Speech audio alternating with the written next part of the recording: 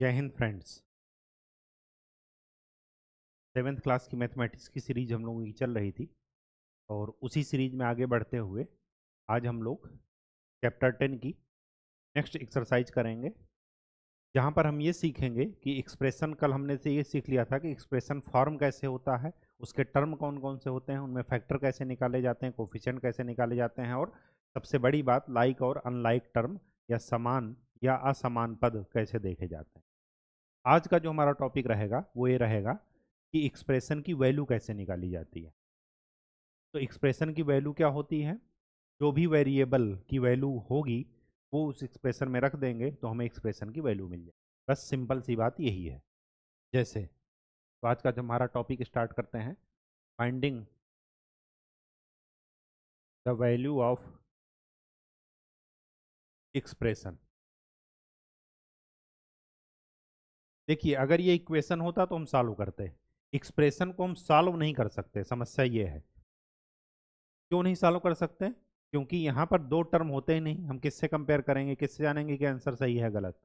तो फिर क्या करेंगे, जो भी हमें वैल्यू दी होगी उसको हम डायरेक्ट एक्सप्रेशन में पुट करेंगे और हमें वैल्यू मिल जाएगी। जैसे जैसे मान लेते हैं कि एक एक्सप्रेशन दिया है 5x² प्लस 2x+3, कह रहा है इसकी वैल्यू निकालिए x=1 पर।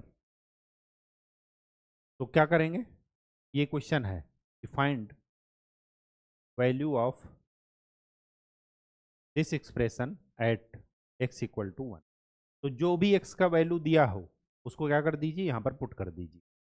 तो क्या मिलेगा, 5 1 का स्क्वायर प्लस 2 1+3, कितना मिला 5। एक का स्क्वायर करेंगे, एक को दो बार गुणा करेंगे तो क्या आएगा, 1 +2+3। तो 5 + 2 + 3 कितना हो गया, 10। ये आपका आंसर है। हम यहाँ पर x की वैल्यू निकाल नहीं सकते। क्यों? क्योंकि कैसे निकालेंगे, अगर इक्वेशन होता तो राइट टर्म दिया होता, कंपेयर करके निकाल देते। यहाँ पर हमें वैल्यू निकालने को नहीं कहेगा, इसको सॉल्व करने को नहीं कहेगा, इसको कहेगा कि इसकी वैल्यू निकालो और x की इस वैल्यू पर। तो x का एक पॉइंट का एक वैल्यू दे देगा और उस वैल्यू पर वहाँ पर जो भी वेरिएबल की वैल्यू दी होगी उस वैल्यू को रख करके एक्सप्रेशन की वैल्यू आपको निकाल लेनी। बस इतनी सी बात यहाँ पर समझने का था। चलिए अब अपनी एक्सरसाइज खोल लीजिए और इसमें बताने को कुछ नहीं है।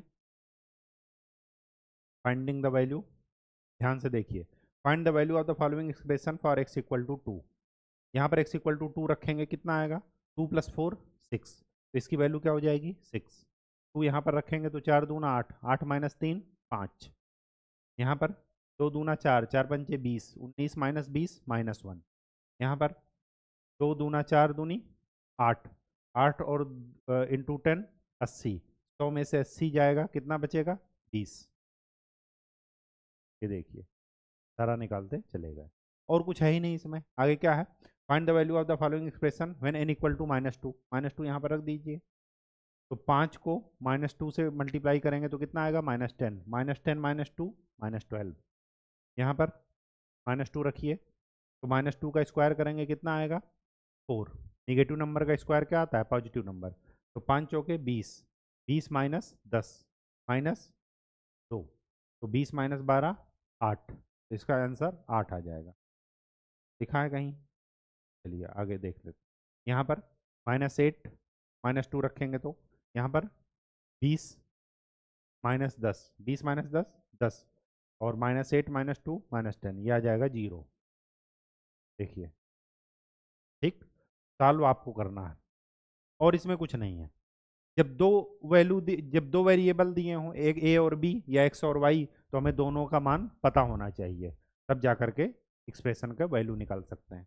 ए की वैल्यू है 3, बी की वैल्यू है 2, तो 3 + 2 5। यहाँ पर 21 - 8 कितना आएगा, 13। यहाँ पर 9 और 12, 12 और 9 21, 21 और 4 कितना आएगा, 25 की वैल्यू 25। यहाँ पर 3 का क्यूब -2 का क्यूब, 27 - 4 23। ये आपका, अच्छा 27 - 8 3 का क्यूब है और 2 का क्यूब है, 27 माइनस 8 19। इसमें और कुछ है ही नहीं इस एक्सरसाइज में। ना एक्सरसाइज में ना पूरे मैथमेटिक्स में एक्सप्रेशन की वैल्यू ऐसे ही निकालते हैं बस।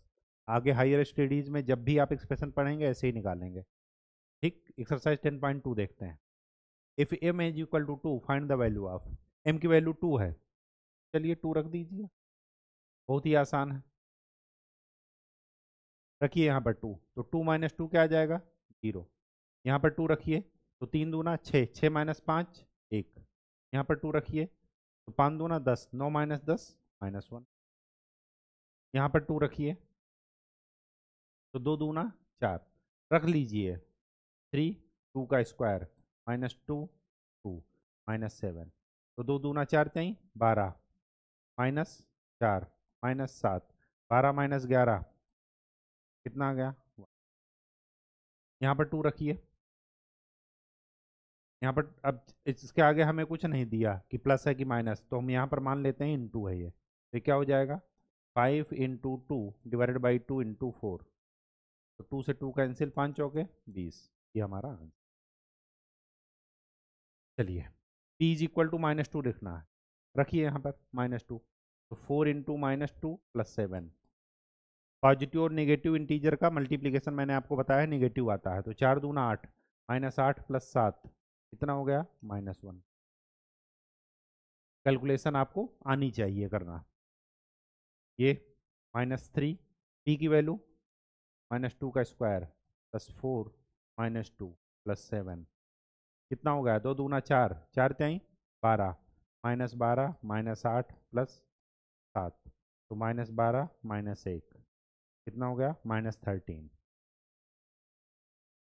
यहाँ पर रख दीजिए, तो -2 का क्यूब -3 -2 का स्क्वायर प्लस 4 -2 प्लस 7।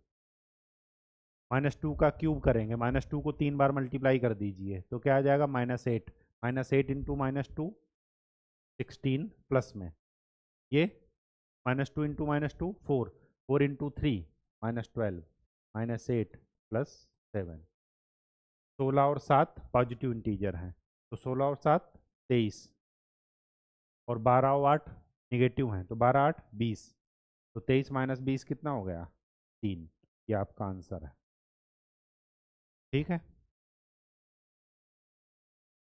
यहाँ पर अगर कैलकुलेशन मिस्टेक हो गई तो आंसर गलत हो जाएगा, क्योंकि इक्वेशन में क्या करते थे आंसर हम चेक भी कर सकते थे, तो उसको वहाँ पर जाकर रख दीजिए, लेफ्ट साइड राइट साइड बराबर आ जाएगा। लेकिन यहाँ पर कोई रखने का चांस नहीं है, क्योंकि यहाँ पर लेफ्ट और राइट साइड दो साइड नहीं होते हैं, ये मैं आपको पहले ही बता रखा हूँ, तो कैलकुलेशन सही कीजिएगा। Find the following expression when x equal to -1, यहाँ पर रखिए एक्स इक्वल टू -1, क्या आ जाएगा 2 इंटू -1 -7 -2 -7 कितना आ गया -9। यहाँ पर पुट कीजिए -1, तो माइनस माइनस प्लस, तो 3 आ जाएगा। यहाँ पर रखिए -1 का स्क्वायर प्लस 2 -1 प्लस 1, ये कितना हो गया -1 का स्क्वायर 1, 1 प्लस 1 2, 2 माइनस 2 0। यहाँ पर देखिए 2 -1 का स्क्वायर माइनस -1 -2, ये कितना हो गया 2 प्लस 1 3, 3 माइनस 2।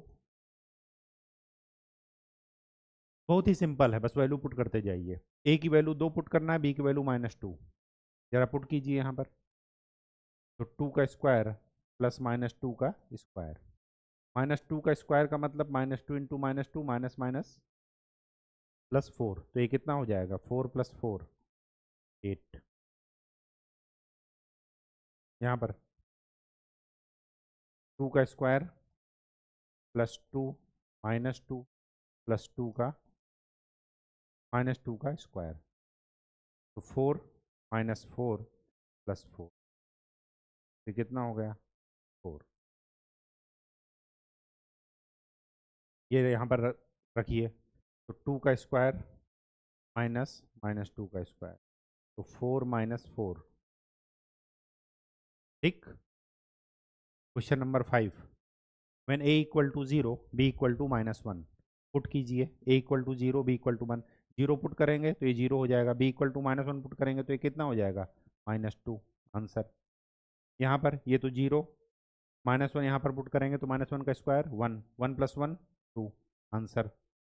ये 0 क्योंकि ए 0 ए भी 0, 0 के साथ कोई भी पंगा लेगा तो सभी को 0 बना देगा, इसकी value 0।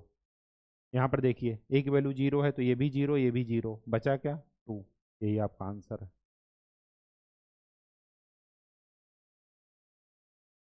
Question number 6, simplify the expression and find the value of x in is equal to. Simplify करो, सिंप्लीफाई करने का क्या मतलब है पहले जरा देख लेते हैं इसको। x + 7 प्लस 4 से अंदर मल्टीप्लाई कीजिए 4x - 20, कांस्टेंट टर्म को कांस्टेंट टर्म के साथ जोड़ या घटा दीजिए और वेरिएबल टर्म को वेरिएबल टर्म के साथ। तो 4x में एक x और जुड़ गया तो कितना हो गया 5x, और -20 + 7 -13। अब x की वैल्यू रख दीजिए, क्या रखना है 2, तो 5 दूना 10 -13 कितना हो गया -3। 2 यहाँ पर भी रख देंगे तब भी यही आंसर निकलेगा, लेकिन हमें क्या दिया गया है पहले सिंप्लीफाई करना है उसके बाद करना है। तो पहले सिंप्लीफाई का मतलब उसको ओपन कर दीजिए, जो भी जोड़ घटाना करना वो कर दीजिए, उसके बाद वैल्यू पुट, बस इतनी सी मतलब है।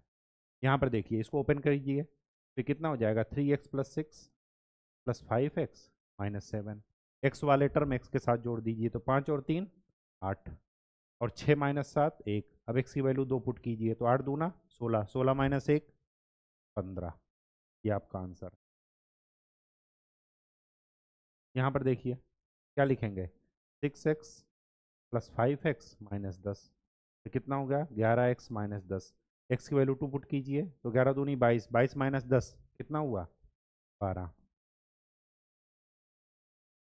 ये देखिए तो 8x - 4 + 3x + 11, 8 और 3 11, 11x + 7, 11 की वैल्यू रखी, वो x की वैल्यू रखिए 2, तो 11 दूनी 22, 22 और 7, ये आपका आंसर है। ठीक, रटिएगा नहीं, बस जो कहा है वही करिए।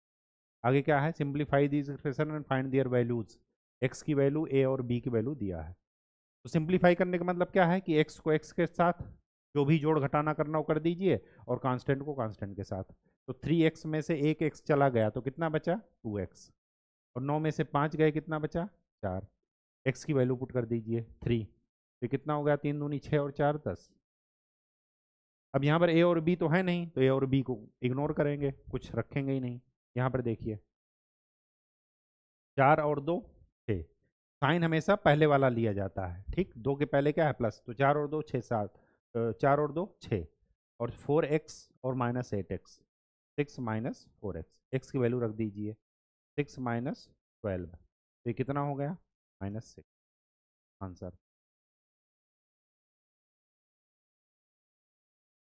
थर्ड, थर्ड में क्या है a और b, a है खाली, चलिए तो -8a + 3a मतलब हो गया -5a + 6, a की वैल्यू रखिए -1, तो -5 -1 + 6, ये कितना हो गया 5 + 6 11।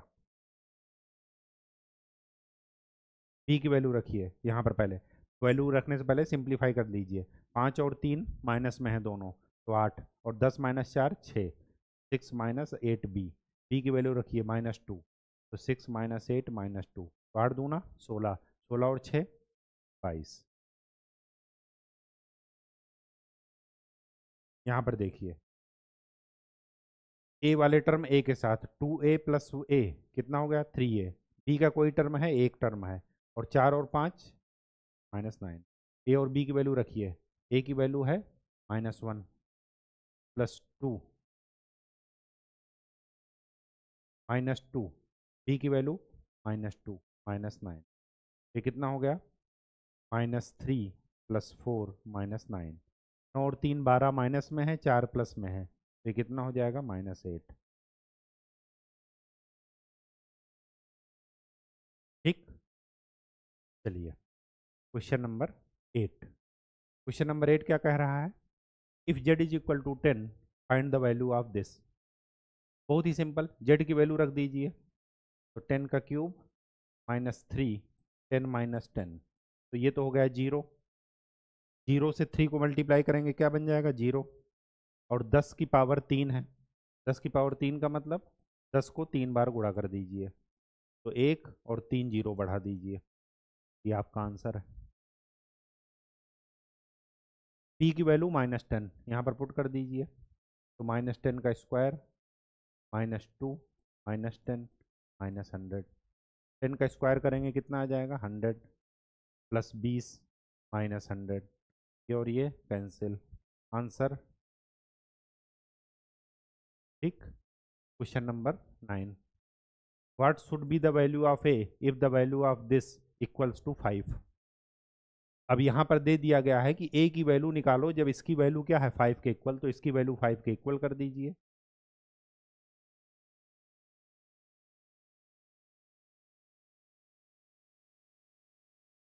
लेकिन x की वैल्यू क्या रखना है 0, x की वैल्यू 0 कर दीजिए, ये भी 0 ये भी 0, तो -a इक्वल टू 5, तो a की वैल्यू क्या हो गया -5 के इक्वल, ये आपका आंसर ठीक। जब भी इक्वल हो जाए तो ये क्या बन जाएगा इक्वेशन, अगर एक ही पद रहे तो क्या बनेगा एक्सप्रेशन। अब यहाँ पर क्या दिया है कि वैल्यू निकालना है, जब 5 दिया है वैल्यू तो a की वैल्यू हमने निकाल लिया। सिंप्लीफाई द एक्सप्रेशन, चलिए सिंप्लीफाई करते हैं, और वैल्यू निकालनी है जब a और b दिया हो। चलिए सिंप्लीफाई करते हैं, तो क्या हो जाएगा 2a² plus 2ab plus 3 minus a b वाले पद एक साथ, a और b वाले एक साथ, तो ए बी का ये टर्म है, तो 2ab माइनस ए बी